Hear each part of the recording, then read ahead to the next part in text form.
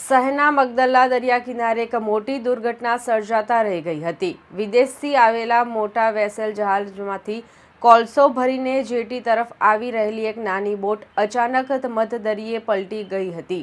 આ સમગ્ર ઘટનાના વિડીયો સોશિયલ મીડિયામાં વાયરલ થયા છે, જેમાં જોઈ શકાય છે કે દરિયાના મોજા વચ્ચે કેવી રીતે કોલસાથી લબદબ બોટ 5 સેકન્ડમાં પલટી ગઈ હતી।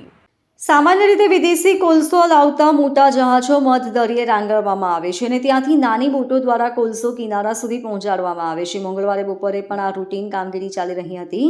જો કે બોટમાં કોલસાનો ભાર વધારે હોવાથી અથવા તો દરિયામાં કરંટને કારણે સંતુલન બગડતા બોટ એકાએક પલટી ગઈ હતી। વિડીયોમાં સ્પષ્ટપણે જોઈ શકાય છે કે બોટ પલટતા તેમાં સવાર 5 જેટલા શ્રમિકો દરિયાના પાણીમાં ફેંકાયા હતા અને જીવ બચાવવા વલખા મારવા લાગ્યા હતા। આ ઘટના સમયે સદનસીબે અન્ય કોલસા ભરેલી બોટો પણ નજીકમાંથી પસાર થઈ રહી હતી। બોટ પલટી જવાની ઘટના નજરે જોતા જ અન્ય બોટના ચાલકોએ સમય સૂચકતા વાપરી હતી। ડૂબી રહેલા 5 વ્યક્તિઓને તાત્કાલિક અન્ય બોટમાં ખેંચી લાવવામાં આવ્યા હતા। જો થોડી પણ સેકન્ડોનું મોડું થયું હોત તો મોટી જાનહાનિ થઈ શકી હોત। લોકોના જીવ બચી જતા ઘટના સ્થળે હાજર શ્રમિકો અને અધિકારીઓએ હાશકારો અનુભવ્યો હતો, પરંતુ પાણીમાં ડૂબતી બોટના દ્રશ્યો હજુ પણ ભય પેદા કરી રહ્યા છે। અકસ્માતમાં મોટી જાનહાનિ ટળી છે, પરંતુ આર્થિક નુકસાન મોટા પાયે થયું હોવાનું જાણવા મળ્યું છે। બોટમાં લાદવામાં આવેલો કિંમતી કોલસો અને અન્ય સામાન દરિયાના ઊંડા પાણીમાં ગરકાવ થઈ ગયા હતા।